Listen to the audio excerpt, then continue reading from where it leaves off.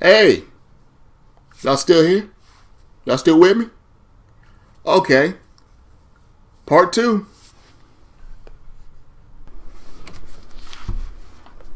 All right. Well, the thing is, I would love for my next point is this: the bosses and villains from from previous games teaming up. I would love to have that back to make this game the longest game we've ever had, like the longest slide game to ever come out.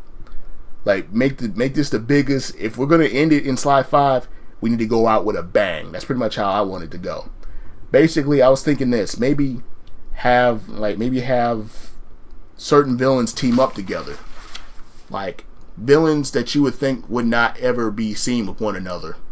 But the reason why I'm thinking is teaming them up is this: like get certain villains that have something similar with one another. They have something in common with one another, whether they both see it or not. I'm thinking something like this. I was thinking of pairing. Maybe I have like 3 pairs in my head. I'm thinking of maybe 3 or 4 pairs in my head that would actually work. I was thinking maybe we get Mugshot and Octavio together. You're probably wondering, what do those two have in common? It's like they're about as different as they're different as day and night, oil and water, Starbucks and freaking Dunkin'. Dunkin's better. Oh yes, I went there. Starbucks has some weak ass coffee. That's all I'm saying. That's all I'm gonna say on that. It's just my opinion. Come at me, bro. Come at me. Anyway, though, what these two would have in common is basically the whole gangster thing. Think about it.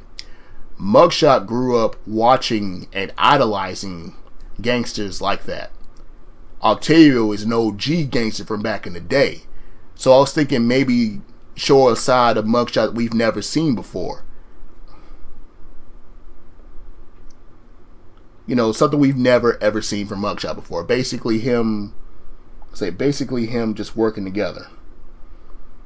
It's like working together and showing that he's actually, he looks up, like maybe he has a newfound, like a whole respect for the game, like a whole respect to the old school gangsters or something like that.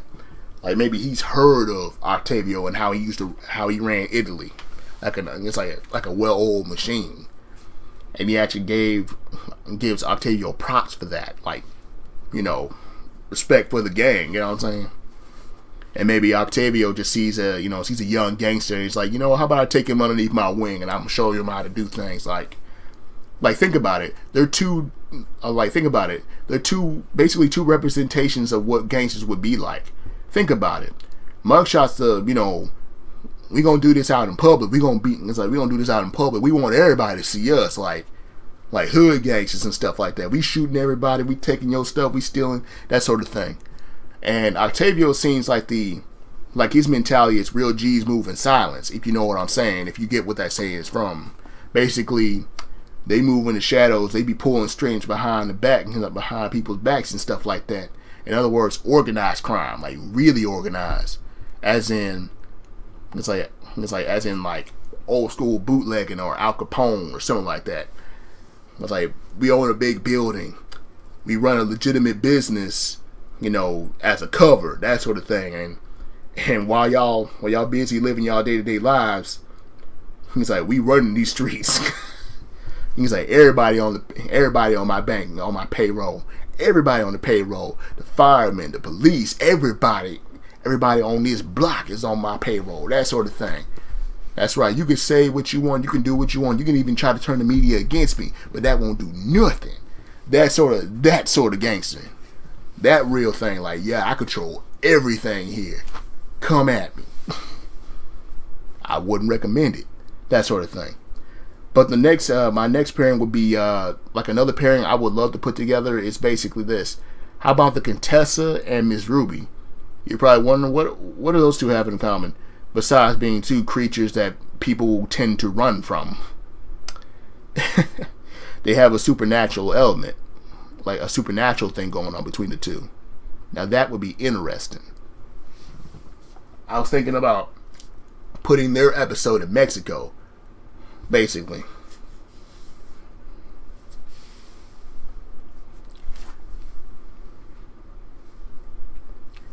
because like in one of the old announcements from like the old Intercom speeches that that Miss Ruby did in slide 1 is that if we do this such that we'll take over Mexico by Tuesday or whatever day she said. So I'm thinking maybe the Day of the Dead is a perfect way to do it, like a Day of the Dead sort of thing going on in that level, basically. Next is basically General Sao and El Jefe, both generals, obviously. Like they're really good at warfare and everything. So I'm thinking, both of them, they're cool with one another, but they have a little respect for one another. But the thing is, they're both really arrogant and cocky, and they tend to get on each other's nerves. But instead of working together, basically have them do what Contessa and Neela did in slide 2, basically like that. Except the hub world's a little bit bigger. They're in China. Say they're in China and everything. That sort of thing. But you're probably wondering, how do these villains normally would not have anything to do with one another, because they all basically do their own thing. What I was thinking is this: making Penelope, well, not only a main villain, but also have a redemption arc at the same time. This is before she starts, to redeem herself. Basically, she breaks them out of prison, basically, all of them. And you're probably wondering, what about Le Paradox? Yeah, we'll get to him later, because I'm saving him for last, and he doesn't take part in what they're doing.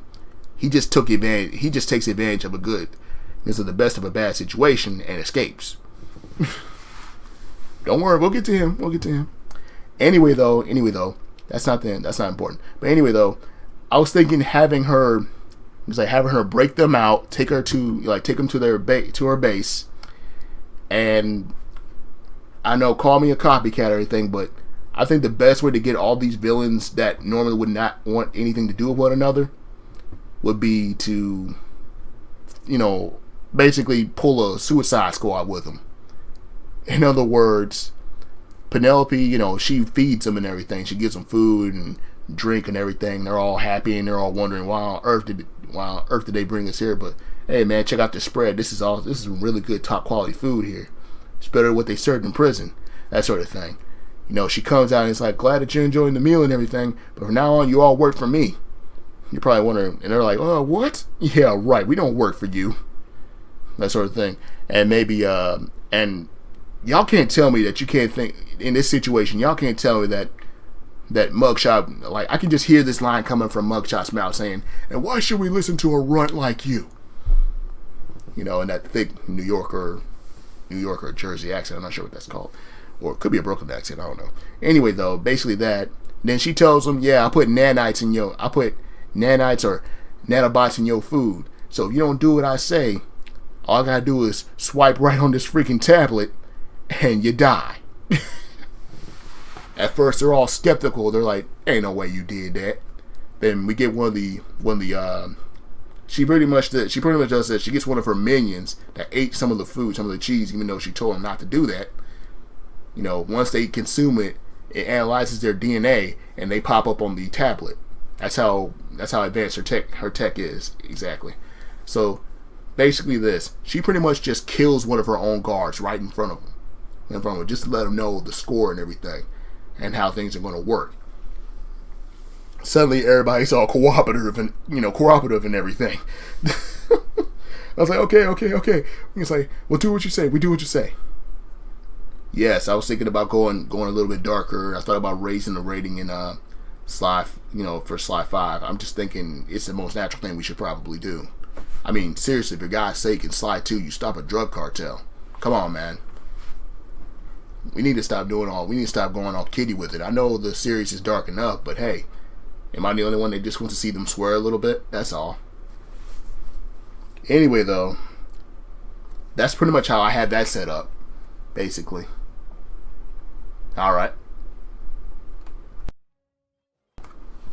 Well, the next thing I want to talk about is this: Penelope's redemption. A lot of people are saying, some people are a little mixed with this. They're like, Penelope can't be redeemed, or yes, she can be redeemed. I was thinking this: why not both?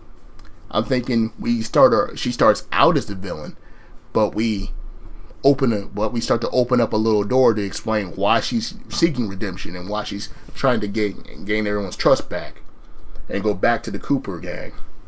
I'll tell you why. Well, this little part of a plot I thought of is this. You're probably wondering, in Sly 4, her actions toward the Sly gang does not make any sense when you think about it. In Sly 3, you had a crush on Sly. And in Sly 4, from Sly 3, in between the events of Sly, the end of Sly 3 and the beginning of Sly 4, think about it. Sly was not active, wasn't an active thief. So, what reason would she have to even go against Sly and start speaking about Sly like Sly's honorable thief nonsense? See, it's not adding up now, is it? Like, you had a thing for Sly, but you ended up going with Bentley and being his girlfriend. Plus, from the way Sly spoke in the very beginning, before the events really started to take off, it seems like he hasn't spoke to Bentley in a good while, or he hasn't been an active thief in a while. Even when you first played the beginning of the heist, this heist of that Japanese dagger, you can tell he even said, "I'm a little out of practice," meaning he hasn't done this in a while. The question is, what did they have him doing with Carmelita? Like, what started this animosity between those two, between Sly and Penelope? We don't know. But all I do know, it just doesn't make sense for her to even hate Sly. Because they seem pretty cool with it. I mean, like, he did leave a crap ton of money for you to spend.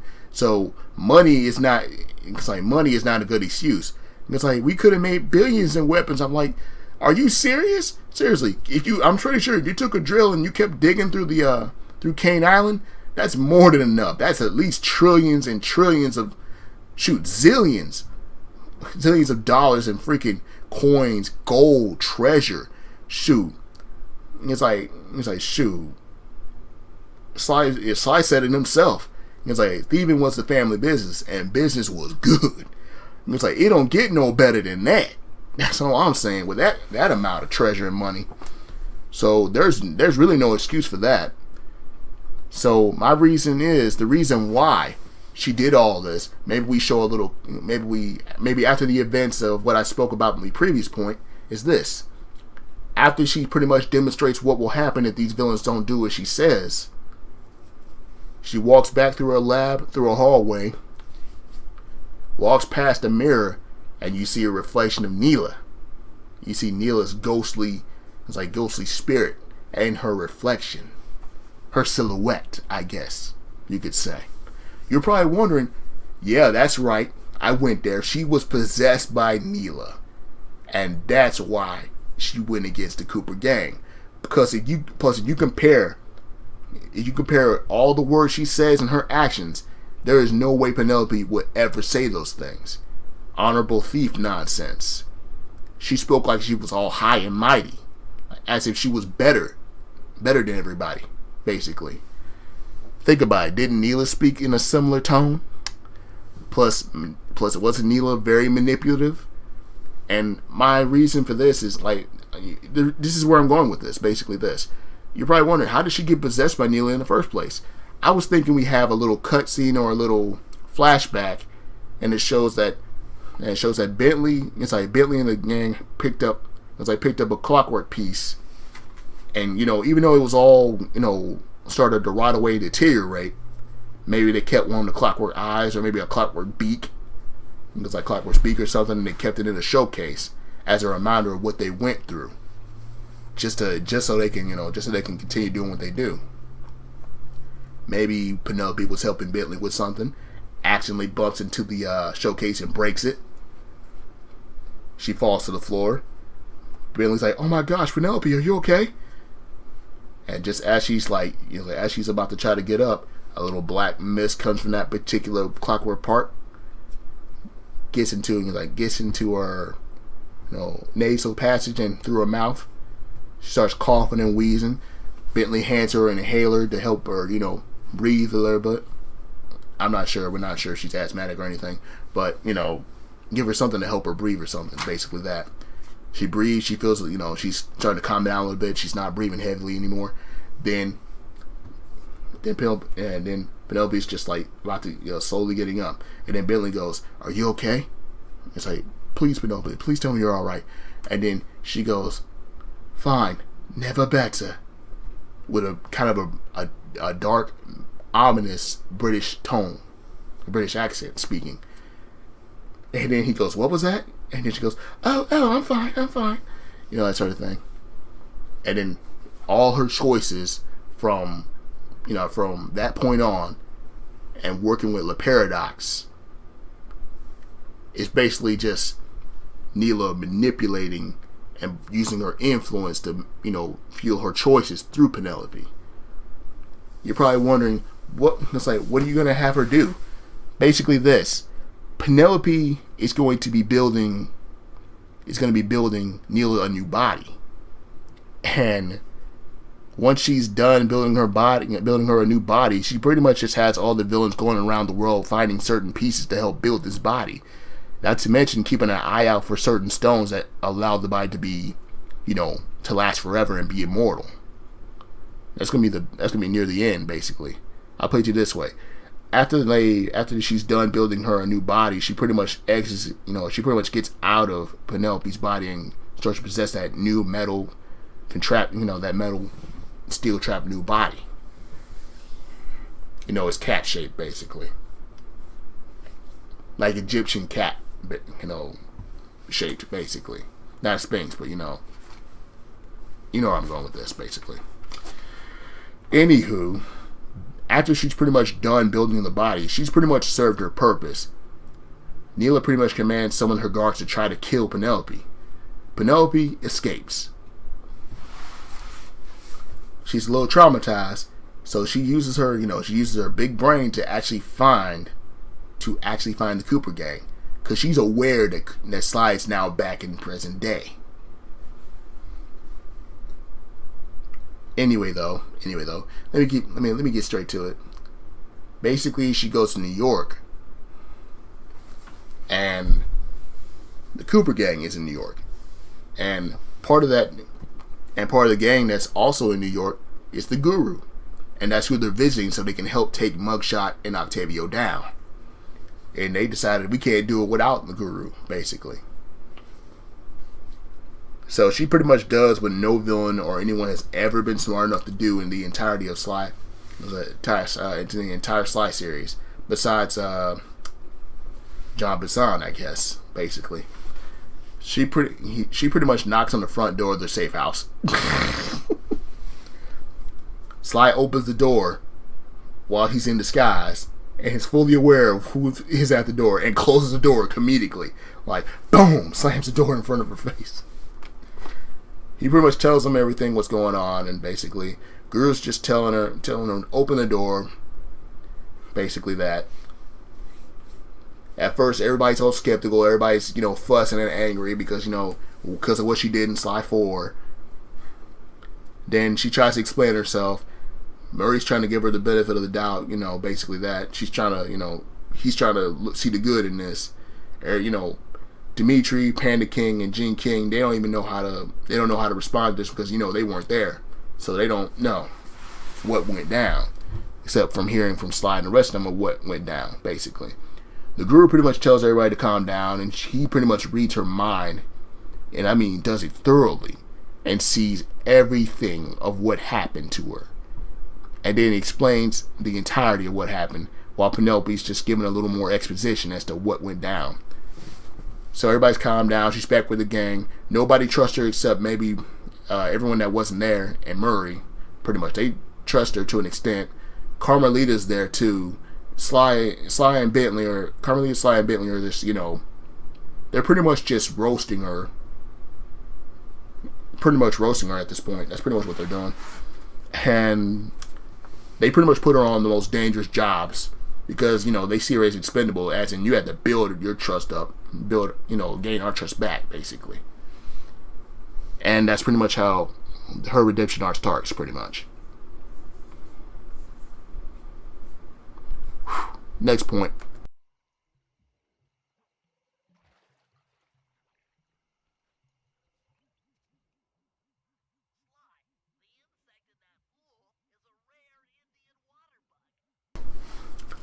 My next thing on my list, I know that kind of dragged on. This is dragging on a bit. This is going to be a long video, guys, so you might want to sit tight. I'm sorry. Might want to grab a snack. Let me get back to it. Basically, my next point is this. I would love for them to bring the whole group back. I know it pertains to the previous point. Basically, bring the entire Sly gang from Sly 3 back in its entirety. But add Jing King as an extra and make her playable. In other words, give everybody equal playtime or a little more playtime than they ever did back in the other games. Well, obviously you play as Sly the most. That's what I'm saying. Make this game the longest ever, pretty much. And I mean, really push this whole Jing King and Murray relationship as a side plot, kind of a inside plot, pretty much. And I'm thinking the Gru, since the Gru will be back and Dimitri will be back, Dimitri will pretty much be, I would say, similar to Sly, but not just a frogman, because we need to have him do more than just be a frogman, pretty much. Unless we have frogman specific, jobs for him. Maybe 2 frogman jobs per episode, and the rest could be just him walking and moving around. You can literally run around the hub world, pretty much like that. Maybe have Jing King, I was thinking either we can make her big as her father, or maybe, small and slender. I would say small and slender, but still kind of thick. Yeah, don't give me that look. Don't make that face. Don't cringe, please. You know where I'm going with this. I'm trying to make her different from her father. Maybe have her play similar to Carmelita, but instead of using a gun, she can use shuriken or maybe nunchucks or maybe some fighting style. A different fighting style. Similar to her father's, maybe flame fu, but more focused with the flame fu instead of, fireworks like her father. I would say keep Panda King the same, but with a few other abilities, maybe different types of fireworks, maybe fireworks with sleeping powder so you can get around guards and stuff like that. Basically that. Carmelita, you can pretty much keep the same, but give her more playability. Give her her own jobs instead of just being second part of another job. Give everybody their own jobs and let you play with that character mainly for that job, pretty much. Cause in one of those jobs in Sly 4, you had Sly follow the Black Knight, aka Penelope, and then only to have Bentley go in after her. You really did not need Sly for that. You could have had Bentley follow her and do what he was going to do regardless. That's pretty much my reason for that. But still though, maybe have Penelope be able to walk around too. But, have small little gadgets. Maybe similar to how, I would say, give her a small little cannon blaster and the ability to sneak around too. I wouldn't say give her darts. I would say give her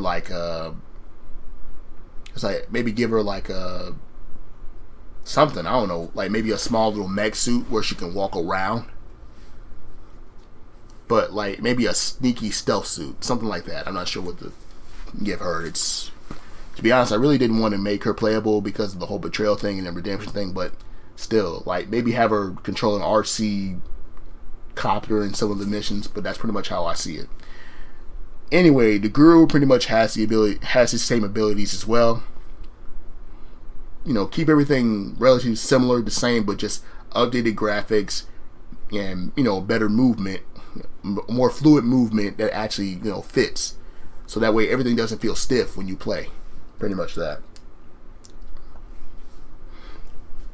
Next. Yeah, this next was going to probably be a little controversial, so y'all might want to sit tight.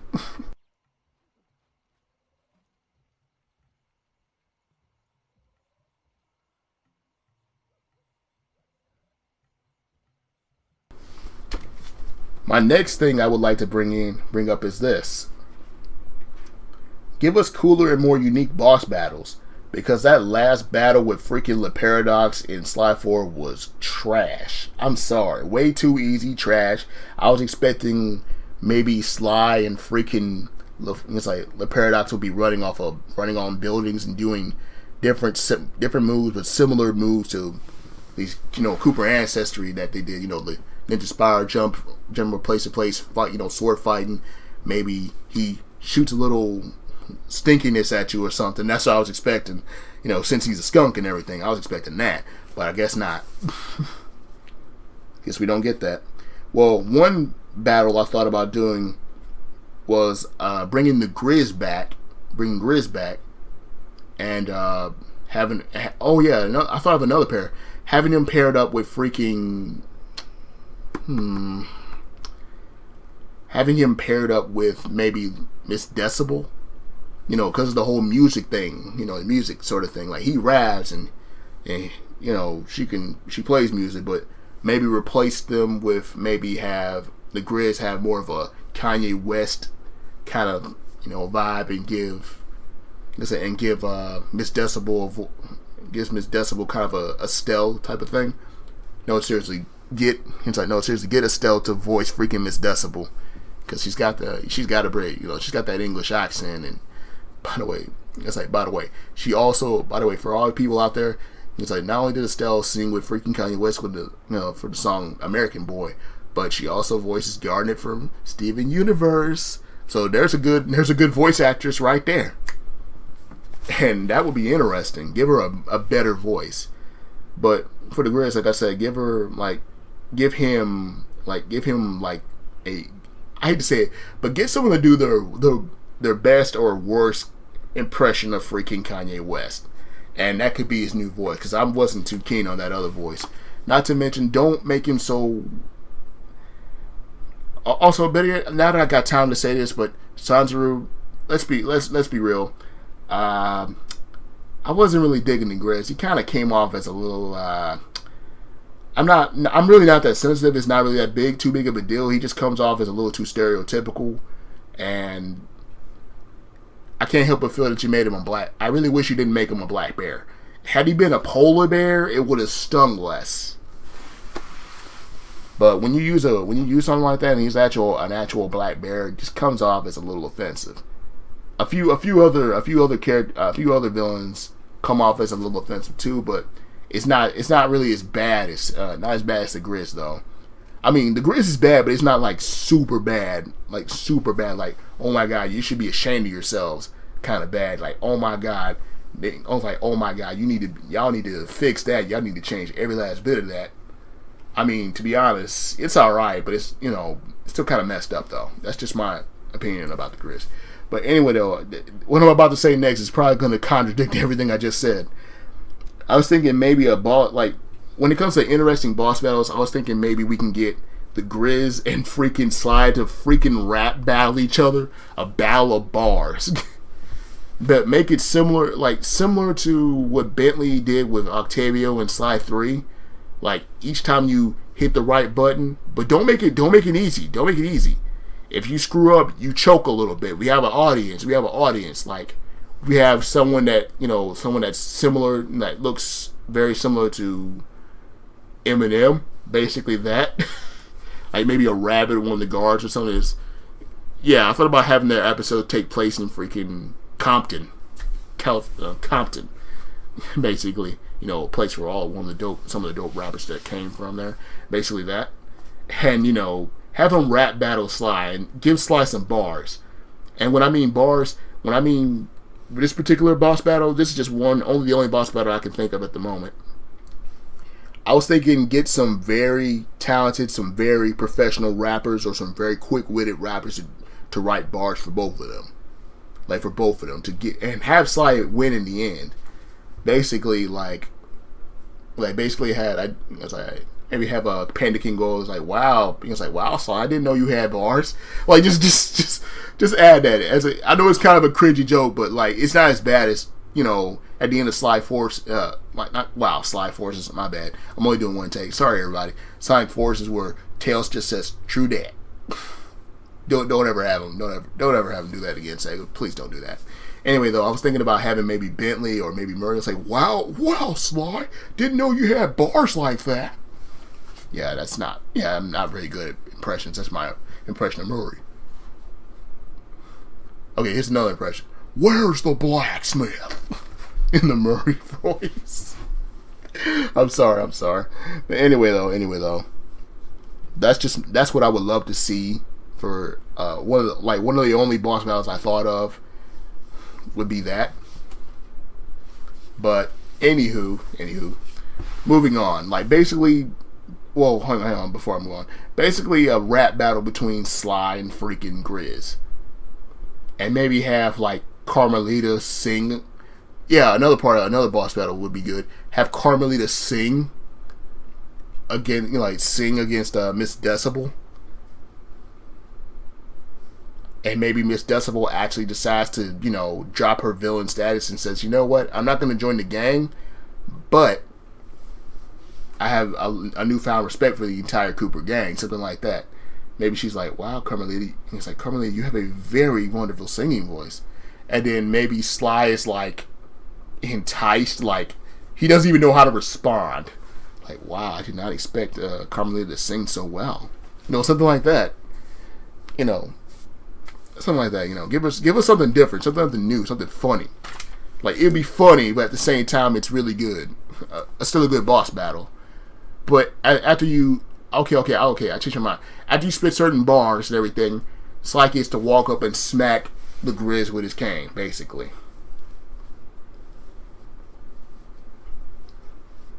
And maybe Carmelita gets to shoot the Miss Decibel with her shot pistol, basically that. Well, anyway, though, I'm just spitballing here, y'all. Don't take this 100% serious.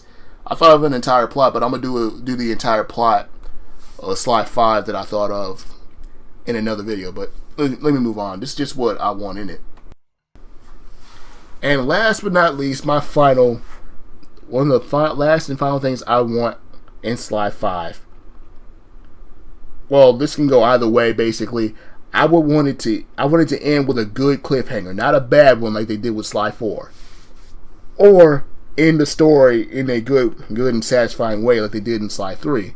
Personally, I didn't really find Sly 3's ending that satisfying. I really wanted the adventure to keep going.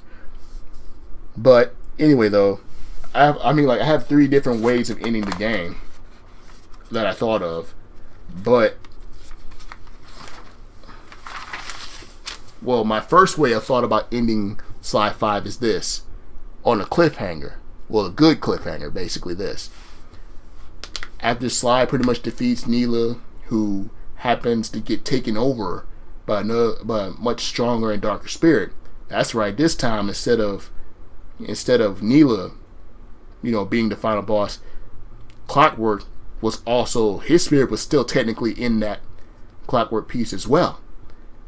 But this time it overshadows Neela's hatred for the Cooper gang and everything. And that's just a little bit of enough hate for him to take over. You basically face Clockwork in the end, but he gets away. Basically that. He gets away and he flies off to a certain island we all know about. And during that particular scene, we also see Le Paradox, who also, for some weird reason, knew. It's like either he knew about Kane Island, or maybe he caught a ride with Clockwork 2.0. They get to the island, and guess who happens to be still alive? Dr. M. We take 3 of the baddest, two of the baddest villains, and someone that was a big disappointment, maybe could be a better villain in Sly 6, and maybe they slowly scheme and come together and everything. They come together and scheme. For Sly 6, and we do a little small trailer for Sly 6 about what will happen. This time, Cooper, you're finished. Basically that. And then he lied, Cooper. Yeah, I can't really do a good Paradox voice, but you know where I'm going with this. My next way to end it would be to end it for good. They beat Sly. We get Sly to finally end it all, and we beat Clockwork 2.0. He's done. He's finished. And Le Paradox, yeah, he decides, since I'm out of jail, I'm I'm just gonna live in peace and go on this island and live, not on Cane Island, but a different island. I'm just gonna live in peace and not bother them no more. I don't want to go to jail. I don't feel like screwing around with time travel anymore. I'm done. Done. We pretty much get we get a happy ending that ends right there and then. Basically this. Sly and Carmelita finally come to terms with one another and have a nice heart-to-heart and a full understanding of what's going to happen with their relationship.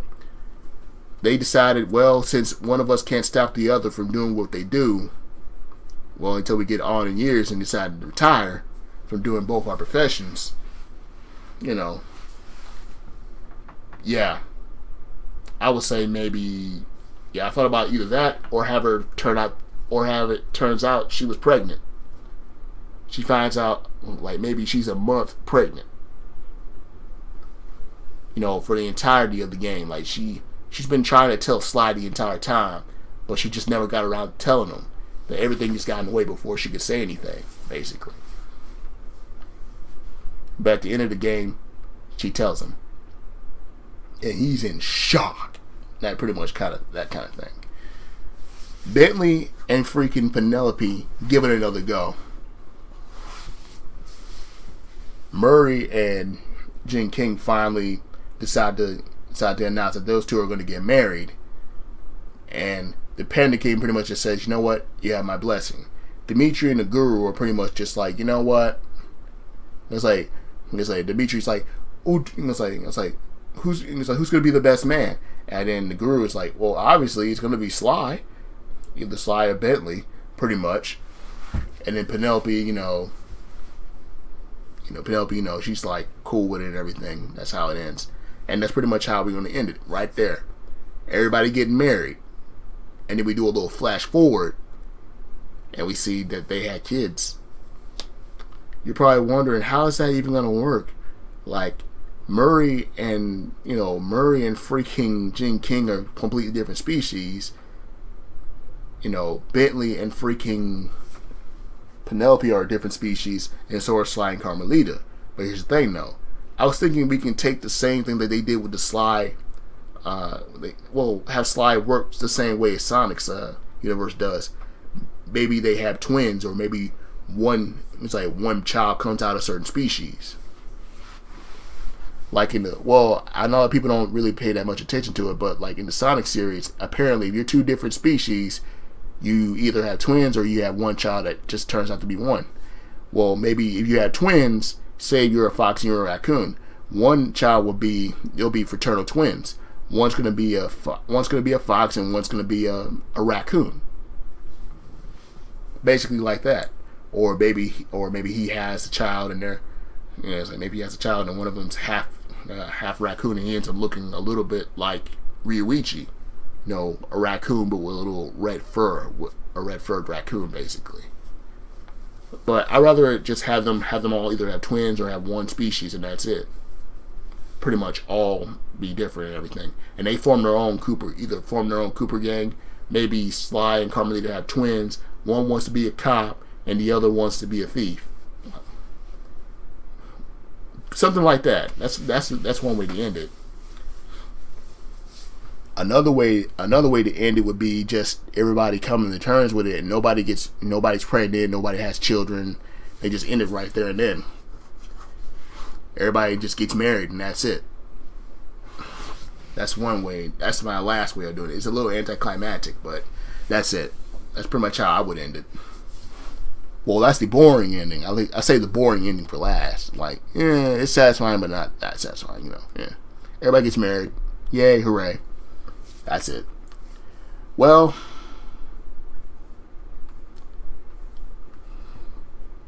that's pretty much it. That's pretty much all the things I would want in a Sly 5 game.